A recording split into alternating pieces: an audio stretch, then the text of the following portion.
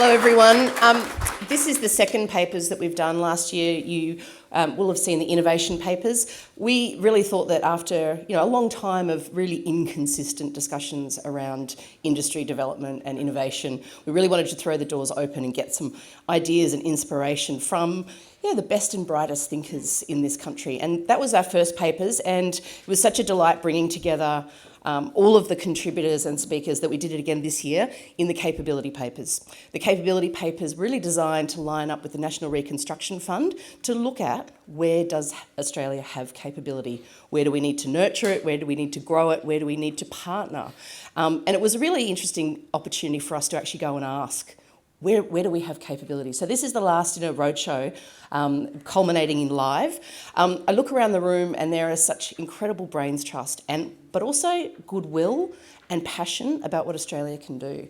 And everybody's here because they believe that we can do amazing things. So this is a real delight for me to be able to stand up here having brought together this group and hope that the papers float around for a year and continue to provide insight and inspiration about what capability we have.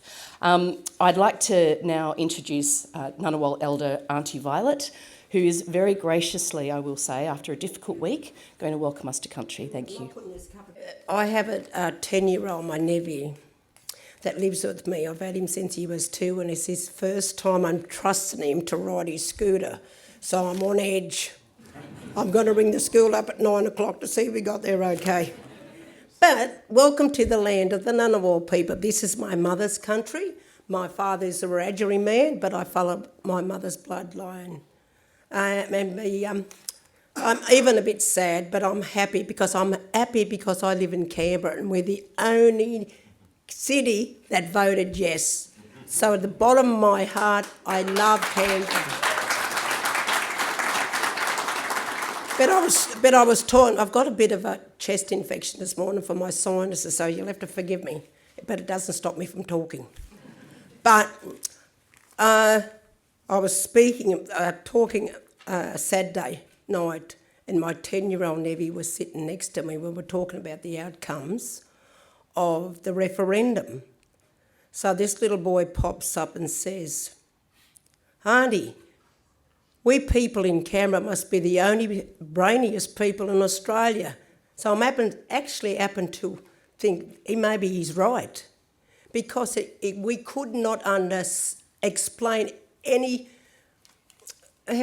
how much that people to understand what we wanted.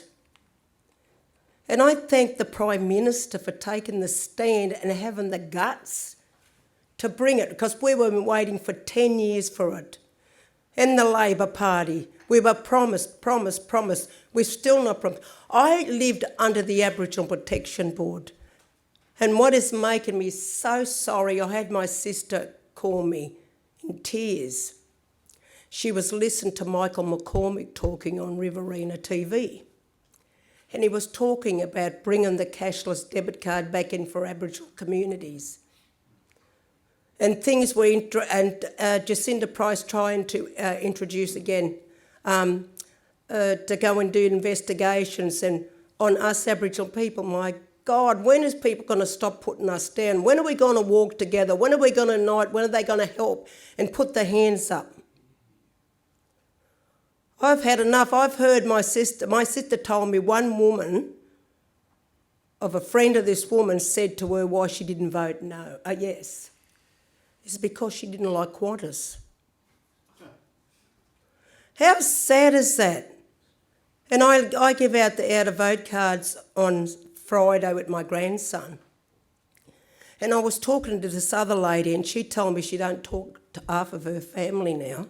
And I said, "That's sad, why?" She said, because her auntie rang up and told her 80-year-old mother not to vote yes, to vote no, because us Abos was coming to take her house.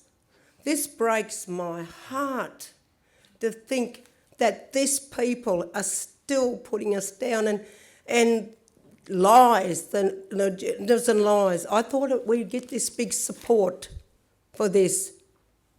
But it's so sad. I've just had another great-grandson yesterday, and I had another great-grandson 6 weeks ago.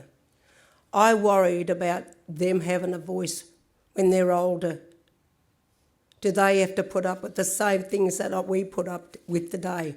We've not got any further ahead since the 1967 referendum. With the lies and what people are telling, I thought they would stand beside us and support us with this, because I'm a believer. Over the years that every government got in, they started up here and they went down for the advice. And this voice was starting from communities and going up. I feel sorry for the old elders that was really depending on this voice to get over the line. So sad. But I'll get on and go on with my welcome. But at the moment, I'm not in a reconciliation mood. I'm really peed off.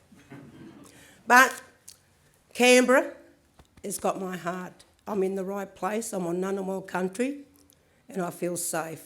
And I feel that we can work together with the Labor government here to work voice treaty truth. Because the wider community just pushed us aside again and turned their backs on us.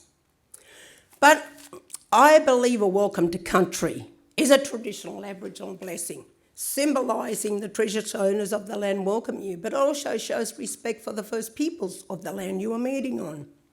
I am a proud Ngunnawal woman as I carry my ancestors in spirit, walking into the future, teaching the next generations about the oldest culture in the world, my culture, the Aboriginal culture.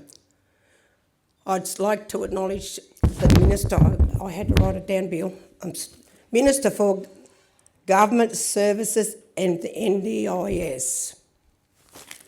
And I'd like to also acknowledge my elders past, present and emerging, and extend that respect to any First Nations people here as also. But because we're on Aboriginal land, I also like to acknowledge all the non-Indigenous people here as well. I only say this in Canberra, I don't say it outside of Canberra. In keeping in the general spirit of friendship and reconciliation, it gives me great pleasure this morning to welcome you to the land of the Ngunnawal people, and I hope you have a successful conference. Thank you. And that was said in one big breath.